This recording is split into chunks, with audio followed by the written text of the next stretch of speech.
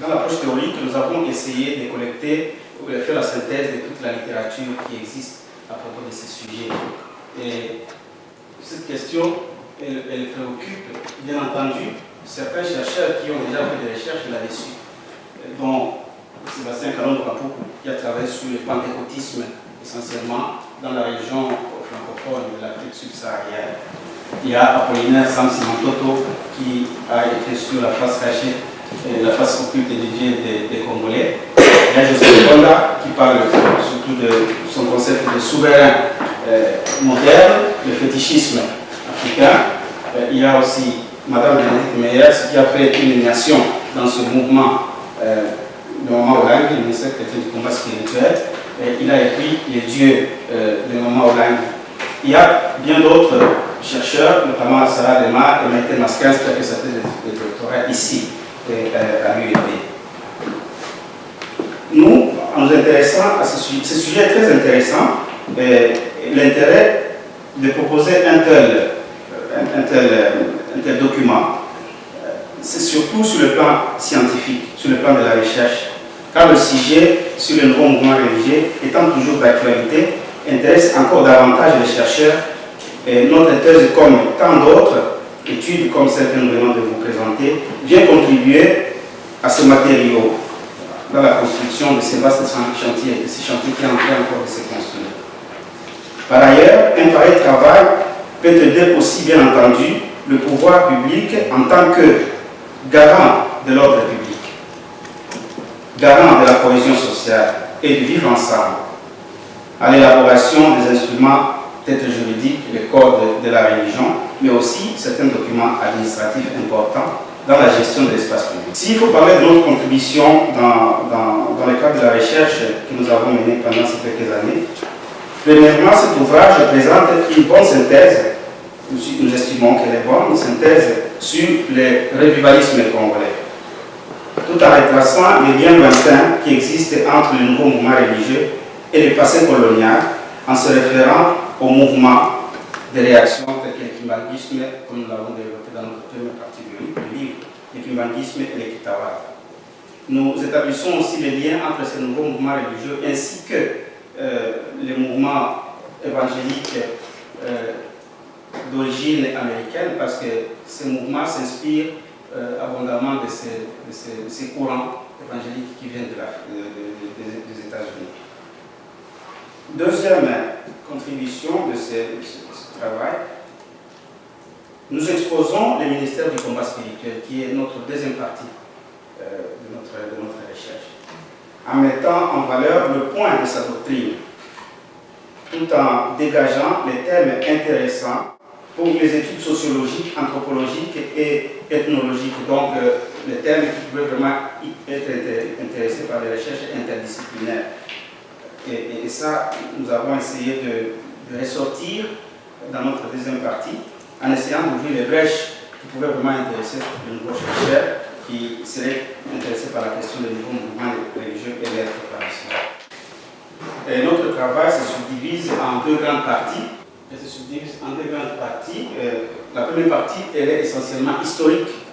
Et dans cette partie historique, nous voulons justement essayer de poser la question des mouvements messianiques, ce que nous avons appelé les mouvements réactionnaires, leur rapport avec l'autorité coloniale de l'époque, que ce soit l'autorité coloniale civile ou l'autorité coloniale religieuse.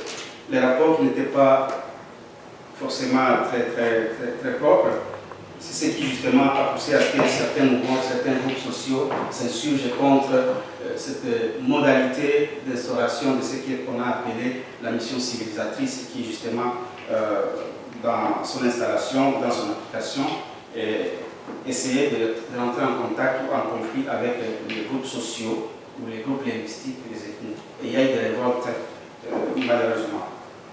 Mais l'élément essentiel dans cette première partie, l'élément important de cette première partie repose sur la thèse selon laquelle les idées expansionnistes et colonialistes de la mission civilisatrice qui se sont exportées en Afrique ont fécondé et nourri les différentes formes de messianisme prophétique congolais.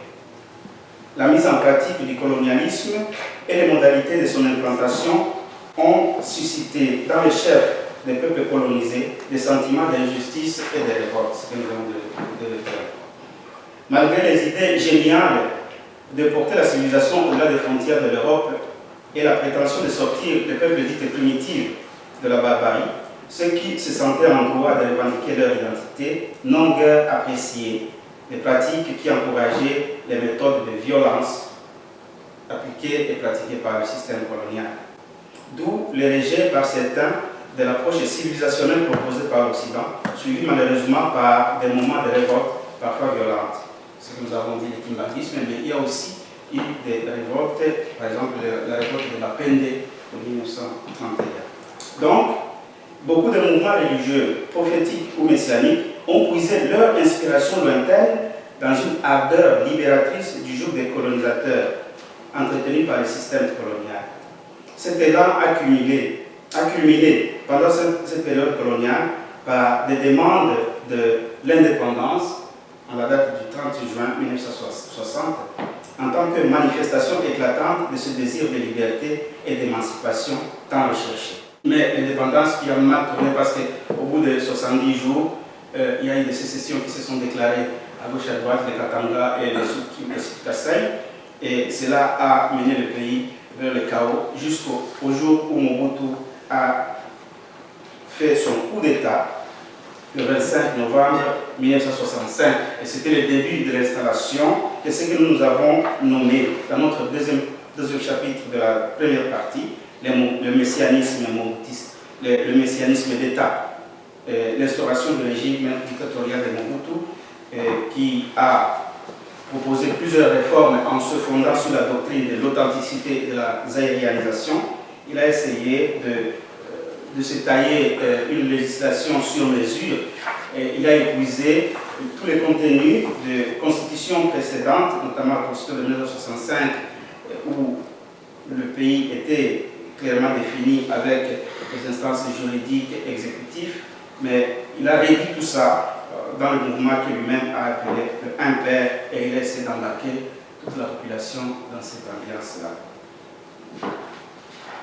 Cette première partie étant dite, qui était vraiment essentiellement une partie historique, nous avons voulu justement enraciner notre étude, notre démarche, en essayant de concrétiser, en choisissant un élément parmi les nouveaux mouvements religieux qui puisse justement manifester ou éclater cette réalité des nouveaux mouvements religieux en République démocratique du Congo. C'est pour cela que nous avons choisi le cas du ministère chrétien du combat spirituel de Maman Olangi, qui est un mouvement créé, initié par Maman Olangi elle-même, et suivi par son mari plus tard.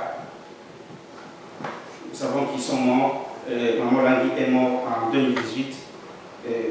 Quelques jours, justement, son mari est mort une année avant.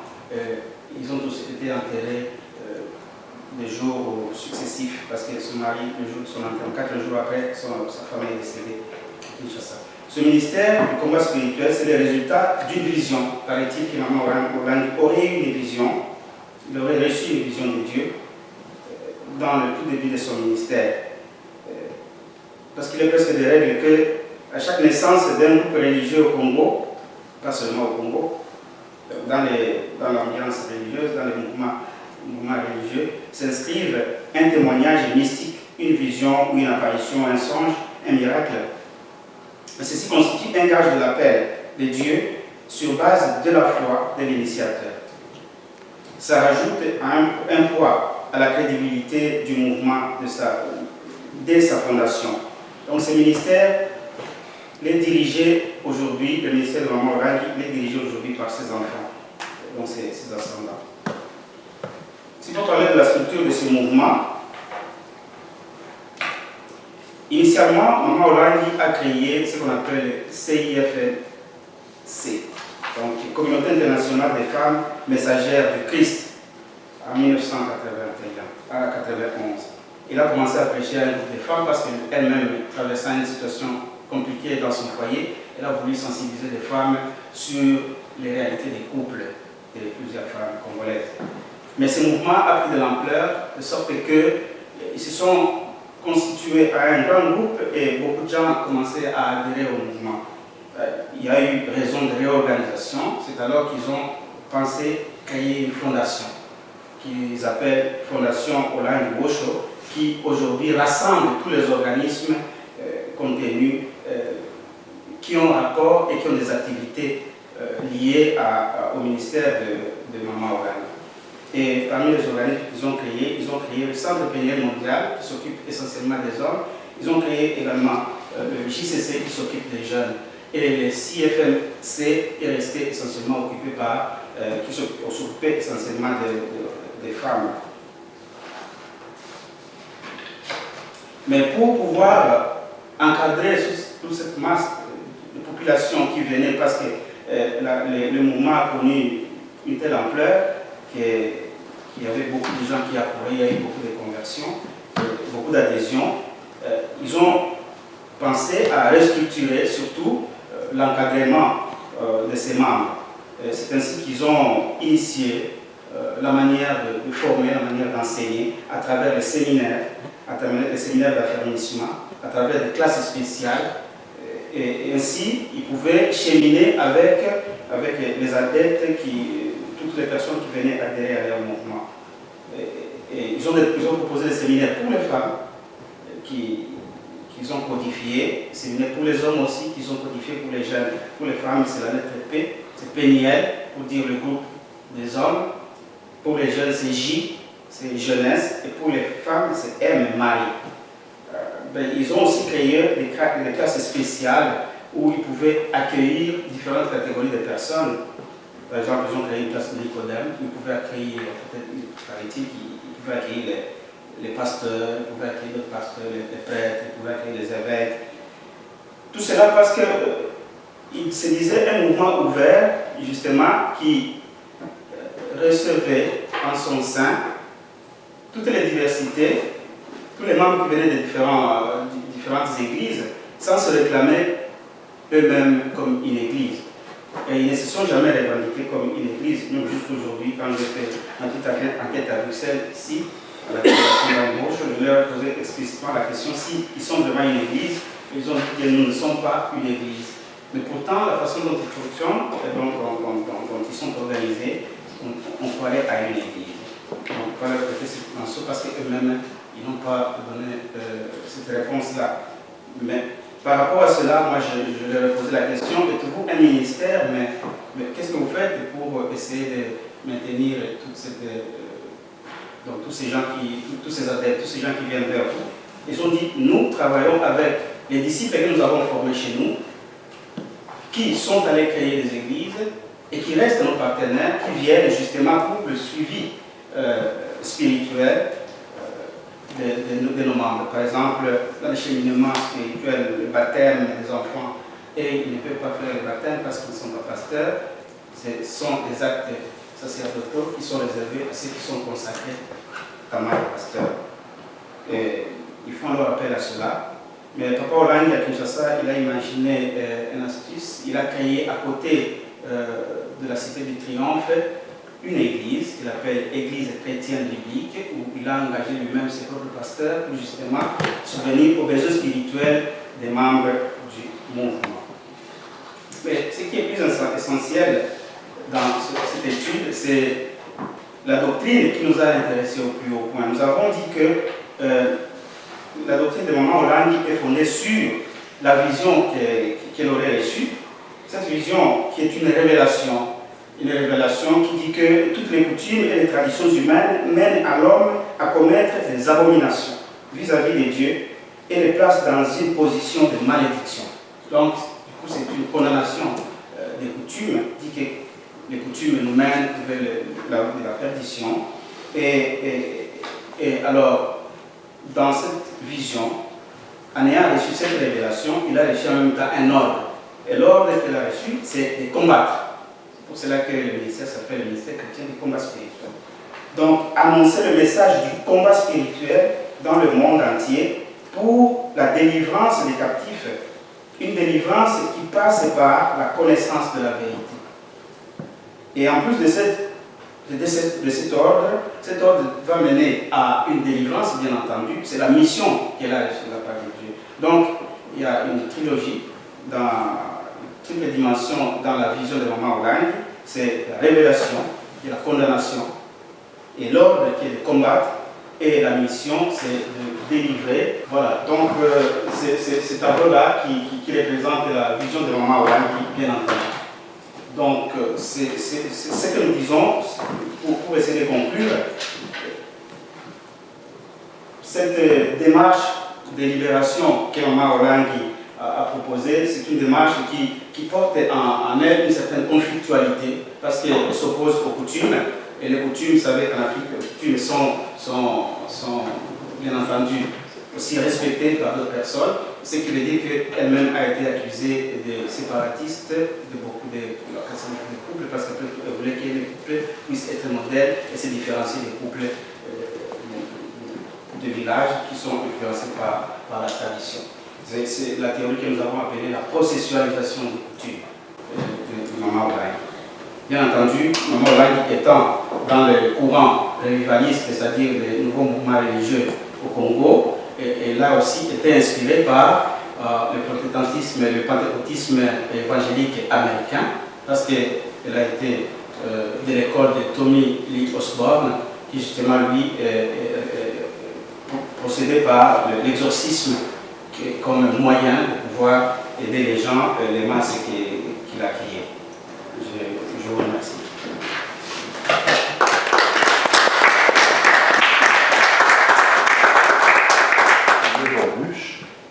Et il existe des individus doués de persévérance et d'opiniâtreté qui jamais ne s'inclinent face aux obstacles. Vous êtes de cette trempe. La thèse dont vous parachevez aujourd'hui le dernier chapitre a été un long chemin, un chemin où les épreuves ne vous ont pas été épargnées. Mais vous avez résisté. Rien ne vous a découragé.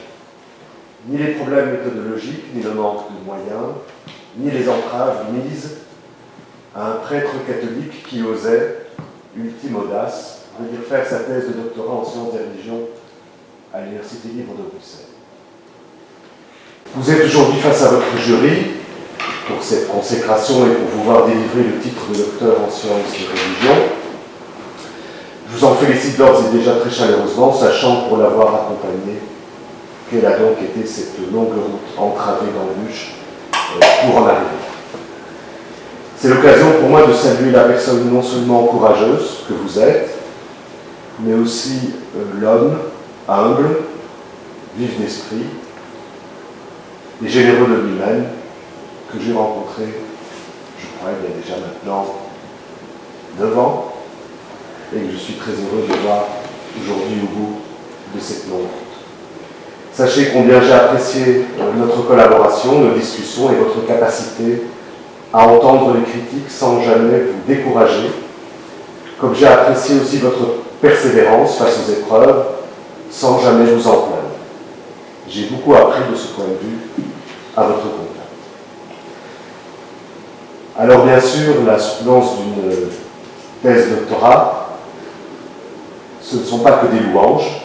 Vous le savez, votre travail souffre d'un certain nombre de lacunes.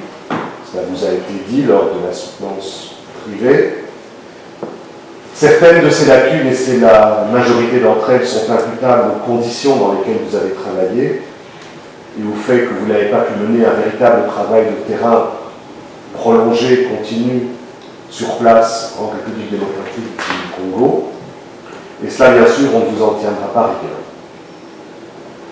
En revanche, d'autres manquements sont imputables à d'autres facteurs, et je les regrette, mais il est vrai qu'ils s'effacent en partie du moins devant le travail que vous avez fourni malgré ces circonstances. Alors rassurez-vous, mon cher Étienne, je ne vais pas vous accabler de reproches, mais je retiendrai quelques problèmes majeurs de votre travail. Et parmi ces problèmes, le fait qu'il soit surtout une synthèse, je crois que ça va vous être rappelé par plusieurs des membres du jury, comme ils l'ont fait lors de la soutenance privée. Votre travail est surtout une synthèse de qualité, certes, mais une synthèse qui n'exploite pas suffisamment de sources originales et ne développe pas suffisamment certaines questions. Je pense que vous auriez pu davantage tirer profit de vos trop courts terrains en RDC, en creusant moins l'aspect institutionnel de l'entrepreneuriat religieux de la famille Olamgui ou leur théologie de la prospérité, et en creusant davantage l'aspect sociologique que vous auriez pu compenser puisqu'il y a forcément un déficit d'observation du fait de vos séjours très courts, et ce déficit, vous auriez pu le compenser par des terrains bruxellois ou par les ressources disponibles sur Internet. Je retiendrai aussi parmi les quelques problèmes qui jalonnent votre thèse que vous ne puisez pas suffisamment dans le répertoire conceptuel et typologique de la littérature scientifique sur le sujet, ou que vous ne référenciez pas suffisamment toutes vos sources et informations.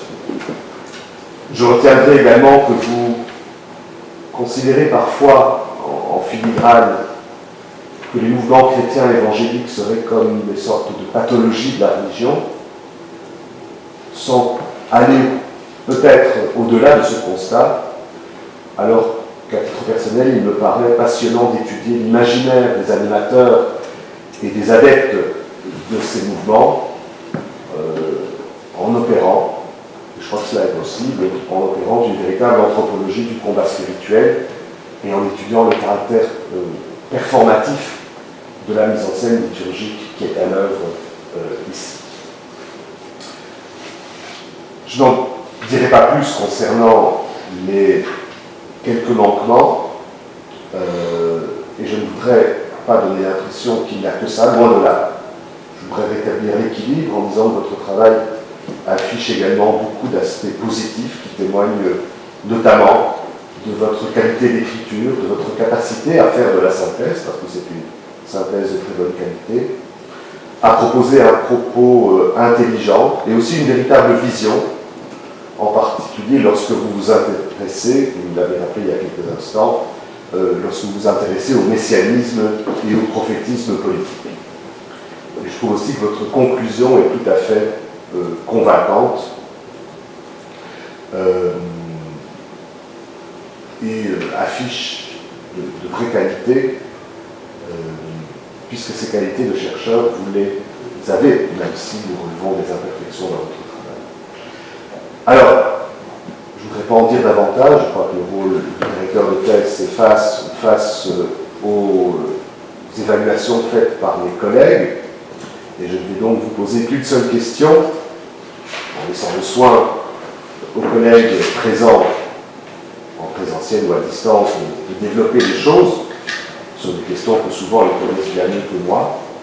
Mais permettez-moi, avant de vous poser cette question, permettez-moi pour conclure de vous dire que les regrets que j'ai ici exprimés n'enlèvent rien aux qualités de votre travail et aussi, dirais-je d'une certaine façon, à l'entreprise humaniste qui se profile derrière votre recherche, et pour cela je vous adresse toutes mes félicitations. Alors, cette question que je voulais vous adresser, et qui est assez générale, vous allez l'entendre, ce n'est pas pour vous demander de m'expliciter la note 312 à la page 187, mais ma question est la suivante. Qu'est-ce que cette recherche, au bout de longues années d'efforts, qu'est-ce que cette recherche vous a appris sur votre propre Église, l'Église catholique romaine, et son insertion dans son époque? Ou alors peut-être je vais vous poser la question autrement. Est-ce que le ministère chrétien du combat spirituel des époux Olamgui constitue une bonne porte d'entrée pour comprendre les enjeux du religieux de manière générale en République démocratique du Congo?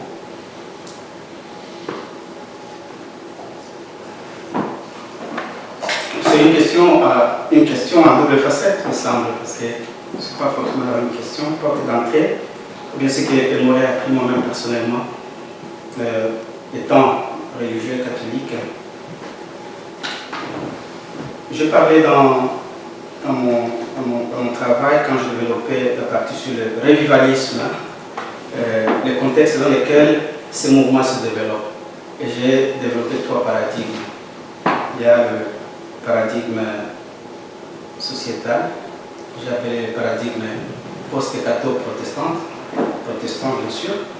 Pas parce que ces mouvements, notamment tous les mouvements, le nouveau mouvement religieux, y compris le ministère chrétien du combat spirituel, s'inscrit dans ce contexte-là. Dans le contexte où nous voyons les rapports basculer, où les églises traditionnelles sont, peut-être dans la vision de certains, sont dans une mauvaise posture et sont en train d'être déplumés de par vraiment le nombre d'adhérents. Les statistiques le prouvent. Parce que Léon de Saint-Moulin, en 1900, il a fait une étude en 2002, en 1968, il n'y avait quasi presque pas, parce qu'il n'y avait même pas un pourcentage des églises de réveil. Tandis qu'en 1986, 91, 88, en 2002, il y avait déjà plus de 30% de ces mouvements. Mais aujourd'hui, sans avoir des statistiques précises, ça peut avoisiner les 40%. Ce qui veut dire qu'il y a un nouvel équilibre qui est en train de se redessiner au sein des mouvements, au sein du fait religieux, au sein de l'espace congolais.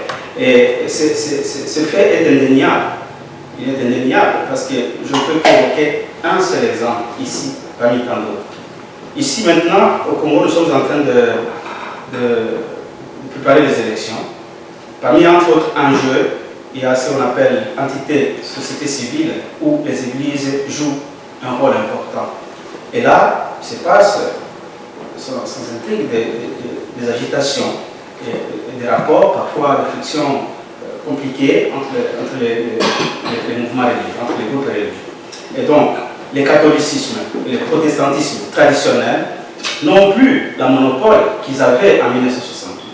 Et moi, je pense qu'il faut tenir compte de cela et comprendre que nous sommes invités à travailler, à collaborer avec de nouvelles dynamiques socio-religieuses aujourd'hui.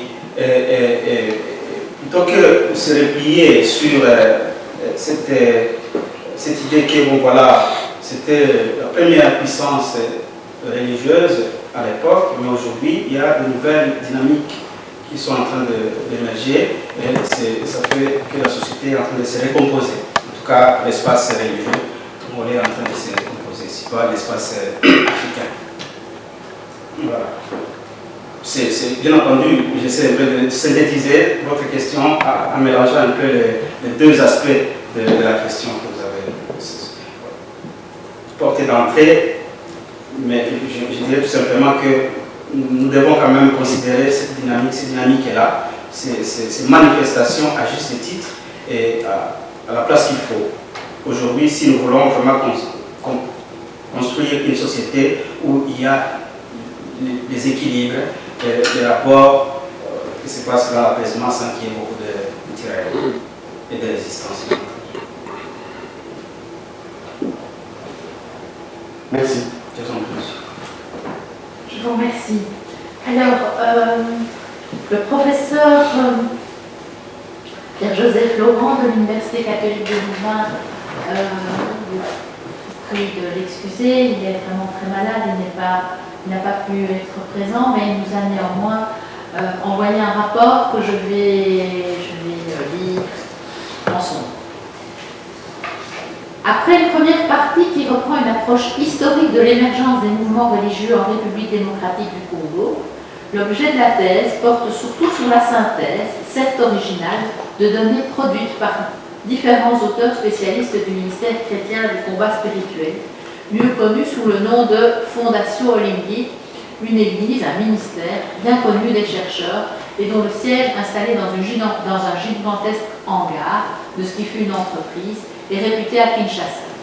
L'analyse est essentiellement située en RDC, dans la ville de Kinshasa, où se trouve le siège de la fondation, la cité de Triomphe, dans la commune de Lyon.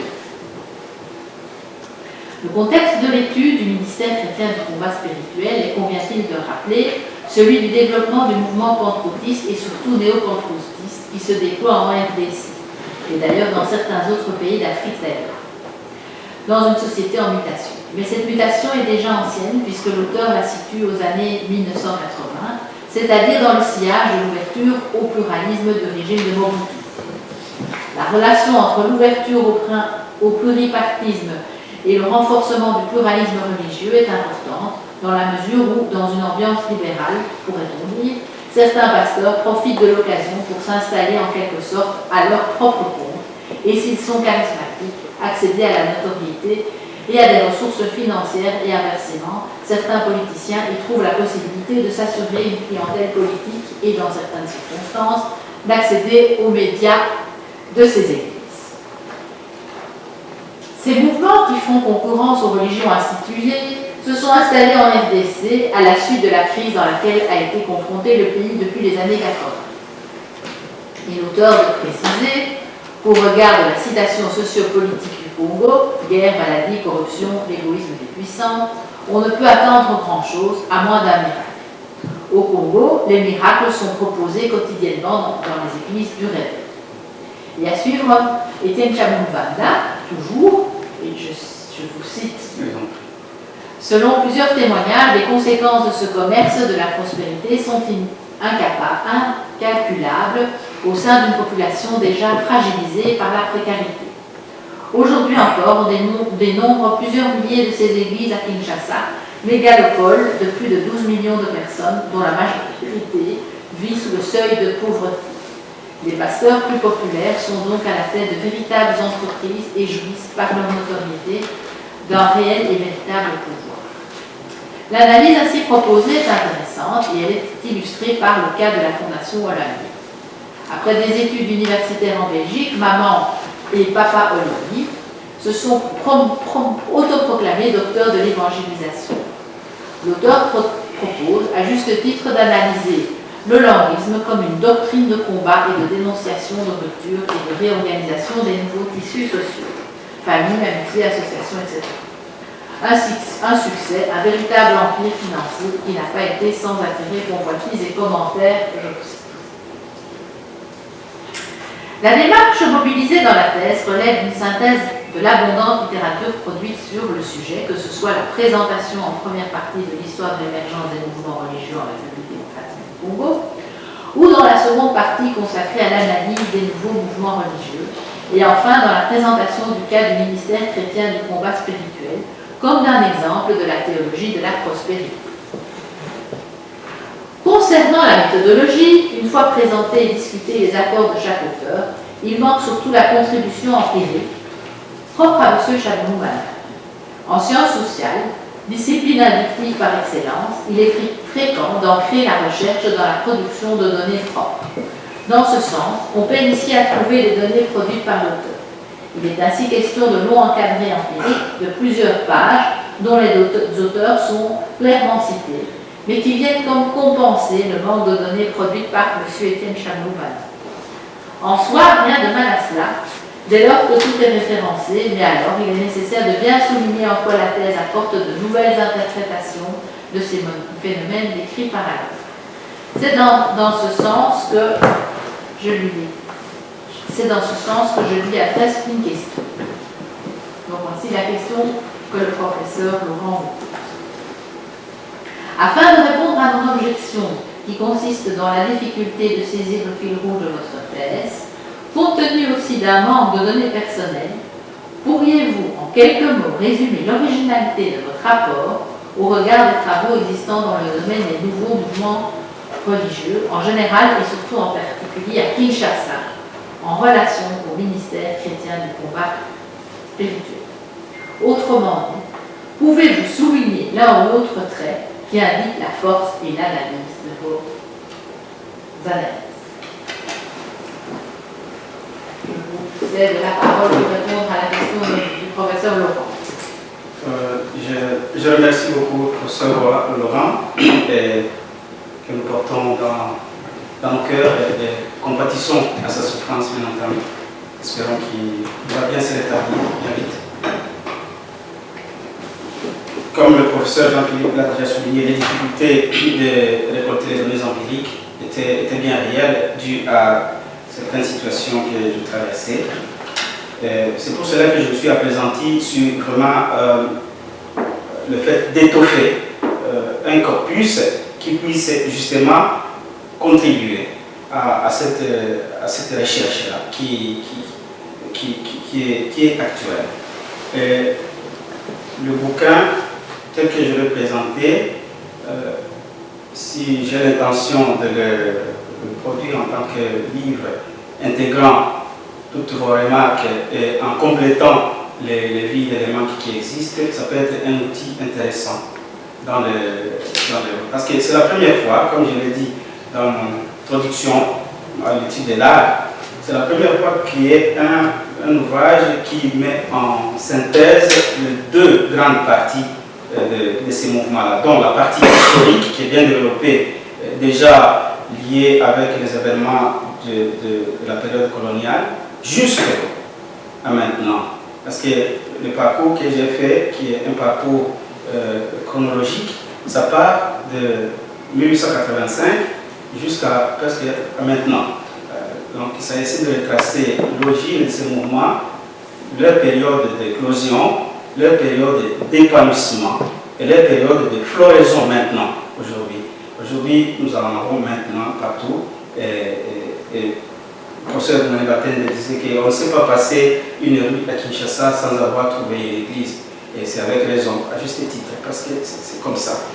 Donc, étant donné que d'un côté, il y a quand même cette faiblesse sur le plan empirique de trouver les données probantes pour pouvoir appuyer davantage mes arguments, je me suis appesanti sur cette littérature, bien entendu, qui pouvait justement s'offrir et se prêter à tout ce qui veulent faire des recherches et essayer de compléter les lignes qui manquent dans leurs orientations.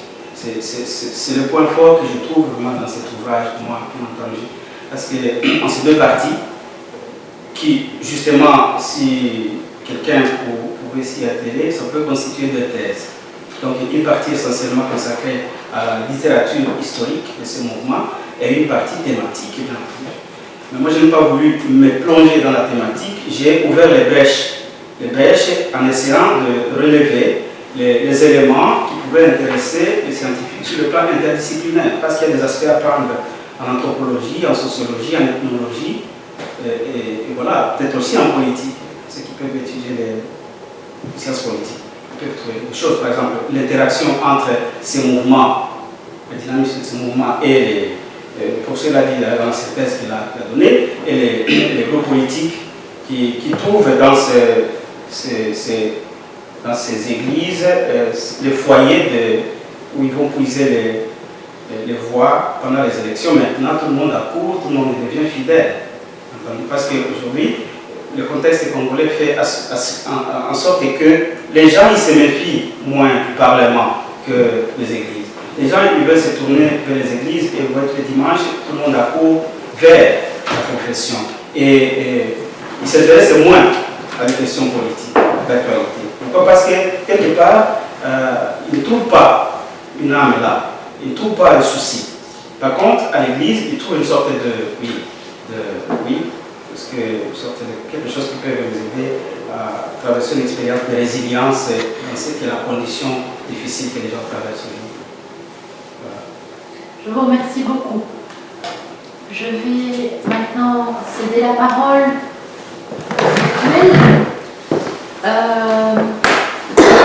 au professeur Sébastien Afat du groupe Société, Religion et Laïcité du CNRS de l'EPH.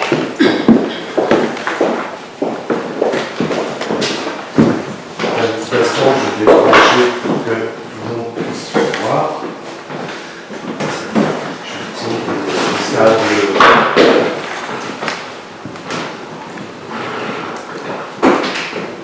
Scientifique existante sur le individualisme. Alors évidemment, vous la connaissez, vous citez Sarah Desmar et bien d'autres.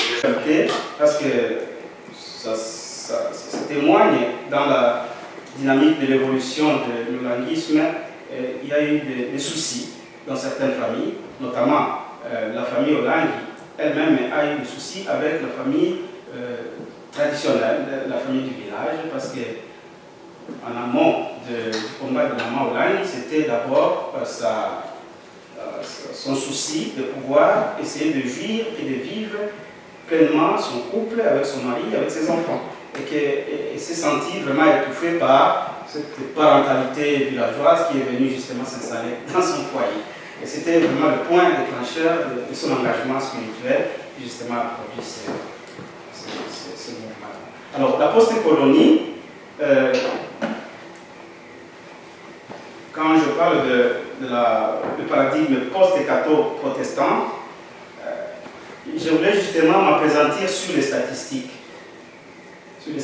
Parce que j'ai essayé de voir la courbe d'évolution de ces 30-40 ans qui passaient. On voit qu'il y a vraiment un problème dans la dynamique parce que les églises traditionnelles n'arrivent pas à s'accrocher de nouveaux adeptes. Quoique, il y a toujours des baptêmes, il y a toujours d'ailleurs, le pape Benoît XVI, il avait insinué, il a proposé une sorte de catéchèse pour essayer de comprendre davantage ces mouvements religieux-là, le pape. Il a dit qu'il faut faire attention et essayer de proposer une pédagogie adaptée à notre temps plutôt que de dire et de comprendre davantage ces nouveaux mouvements. Donc moi je me suis justement présenté, mais de toute façon la post-colonie c'est le grand ensemble, toutes ces dynamiques de recomposition, de réinvention rentrent dans la dynamique de la post-colonie. Dans la logique des mouvements prophétiques et messianiques, il y a une recherche de l'auto-appropriation. Essayer de se réidentifier, entre guillemets, si vous passez les mots, essayer de trouver son identité originelle qui, semble-t-il, a été violée par ce contact protocolaire entre la culture africaine et la culture occidentale. Donc, la post-colonie, dans toutes ces études, surtout les études de la sociologie religieuse, on ne peut pas s'en passer, étant donné que c'est le grand ensemble dans lequel toute recherche, maintenant, toutes les recherches semblent s'intégrer là-dedans. C'est une recherche d'une révalorisation de cette étude qui semble chanceler du fait de ces contacts qui n'a pas été justement trop bénéfique par rapport à l'épanouissement de la tradition de la culture africaine. Voilà. Je reviens. Votre deuxième question, théologie de la prospérité. Oui, j'ai évoqué la théologie de la prospérité dans mon travail, justement parce que j'ai compris que je ne pouvais pas parler de l'holandisme sans justement parler de ce lien qu'il a avec les États-Unis, parce que vous savez que Tommy Osborne était le parrain du couple Hollandi et l'évangéliste Tommy a beaucoup influencé l'hollandisme. Et le développement de la doctrine hollandiste, c'est la suite de la doctrine de Tommy dans le cadre de l'évangélisation, je veux bien dire. Parce qu'il lui-même a fait beaucoup de voyages à Kinshasa et il a rencontré le couple Hollandi et eux aussi, ils ont fait des déplacements vers les États-Unis. Mais la théologie de la prospérité telle que je l'ai vue dans la doctrine de Hollandi, ce n'est pas dans le sens de Oral Roberts, parce que M. Oral, lui, il se penche surtout sur les déclarations vraiment ouvertes de la demande de l'argent. Parce que quand il dit, écoutez, bon voilà, pour vos problèmes d'argent, il faut s'aimer l'argent. Quand vous avez un souci, il faut s'aimer l'argent pour avoir justement une solution à des questions d'argent. Dans l'holandisme, il n'y a pas de déclaration ouverte où on revendique l'argent comme source de prospérité. Par contre, il propose une prière de délivrance qui justement vient s'attaquer à un souci qui bloque, parce que lui il s'attaque au blocage, il dit que la maladie, toute maladie, quoi que ça atteint le physique, toute maladie, elle a une source spirituelle. Et parce qu'elle a une source spirituelle, il faut la combattre spirituellement. Et tout ce qui est spirituel vient du diable, d'où il faut exorciser, il faut délivrer absolument. Parce que quand on est malade, on subit un certain blocage et tout ne marchera pas. Donc pour parvenir à débloquer et à trouver la sérénité et la prospérité, il faut absolument délivrer, notamment, il propose les offres de délivrance. C'est ainsi qu'il essaie d'exprimer et toute reconnaissance, que ce soit financière ou matérielle, c'est seulement tout don, matériel ou financier, c'est un geste de reconnaissance par rapport au bienfait de ce que Dieu a offert à tous ceux qui souffrent. Voilà. Par rapport à des remarques correctives, vous m'en excuserez, je voudrais bien au lecteur, parce que je suis en train en plus de mettre la main encore sur le travail en corrigeant, en essayant de trouver les coquilles possibles. Je pensais que j'en avais plus, parce que j'ai même acheté un logiciel antidote pour essayer de voir où se trouvent les erreurs. Mais en revenant encore dans la lecture, je trouve qu'il y a toujours, encore et toujours. Et c'est parfois une question de fatigue aussi, mais comprenez aussi que le travail a été réécrit. C'est un travail de recomposition. J'ai essayé de refixer les pièces en essayant de trouver une logique cohérente selon que je voulais que ça soit présenté. C'est pour cela qu'il y a parfois des redondances, parce que j'ai pris des parties et essayer de les restructurer pour essayer de trouver un schéma logique et une cohérence tel que le livre se présente. Je vous remercie, monsieur le professeur. Merci beaucoup. Si M. Fatt n'a plus de questions, je vais passer la parole au professeur Baudouin de Charneux, professeur à l'Université libre de Bruxelles et attaché au CIERR. Merci beaucoup, Madame la Présidente. Alors, cher Étienne, je dois vous remercier pour ce très beau travail, vous-même et au travers de votre travail, votre directeur de thèse, professeur Jean-Philippe Chénet. Alors, certes, on peut, et ça a déjà été fait, énoncer un ensemble de critiques. Ces critiques porteraient certainement sur le fait que vous n'avez pas travaillé sur le terrain avec des outils de première main de façon systématique. Il faut dire aussi que ce n'était pas votre prétention au départ. Bon. Et vous manquiez cruellement d'outils permettant de le faire. Donc moi je vois votre thèse davantage comme une thèse d'un pionnier. Donc quelqu'un qui a dégrossi une série de pistes de réflexion autour d'un phénomène qui est quand même très largement contemporain, voire même très contemporain, à savoir l'émergence de ces églises multiples en République démocratique du Congo. Alors comme j'ai l'honneur d'aller en République démocratique du Congo donner cours, vous dire, bon, quelqu'un a dit qu'à Kinshasa il y a une église par rue, je peux vous assurer qu'à Kananga, où je vais souvent donner cours, il y a une église tous les 3 maisons. Bon, c'est absolument hallucinant. À peu près tous les noms hébreux possibles, un peu signifiants de l'Ancien Testament, servent de nom à des églises multiples, certaines étant prospères, d'autres étant passablement délabrées. Alors on peut ironiser, mais vous montrez très bien, c'est un phénomène très important, un phénomène qui recompose l'espace religieux et spirituel d'un pays continent. Vous en avez abondamment parlé, on ne s'est pas évidemment rassemblé ça en une seule théorie, mais je trouve que vous posez très bien les questions, et je suis convaincu que plusieurs pistes de réflexion de votre thèse vont être utilisées après dans des articles scientifiques de terrain, ou même dans d'autres thèses de doctorat qui vont approfondir selon les régions, etc. Donc personnellement, je suis très satisfait de ce travail. Au niveau de la forme, on l'a dit, c'est unanime, c'est du français.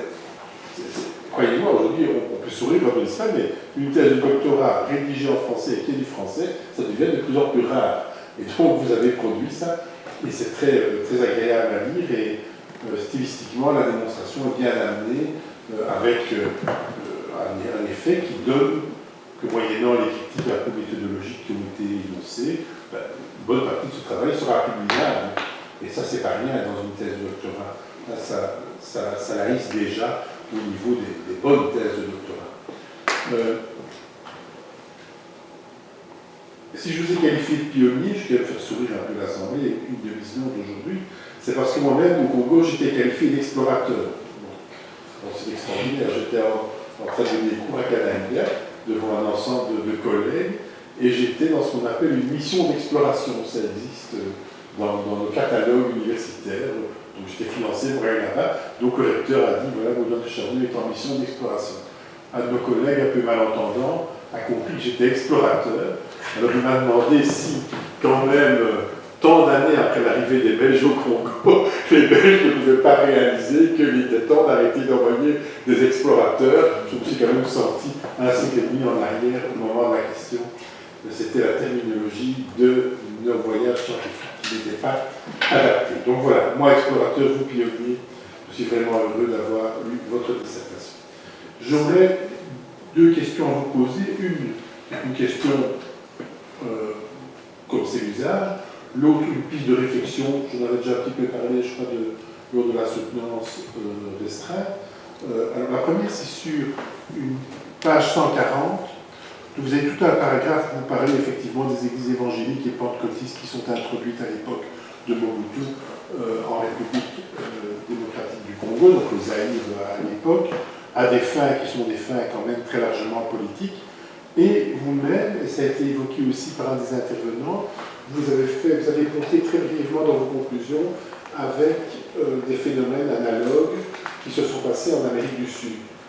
Et c'est très présent en Océanie, c'est-à-dire des pouvoirs forts, massivement s'appuyant sur le catholicisme, qui tout d'un coup ont vu l'intérêt de faire rentrer des églises autres en Amérique du Sud. Ça a été assez bien étudié, c'est notamment pour briser une certaine unité des Indiens contre la domination de classe sociale qui était très dure à leur endroit.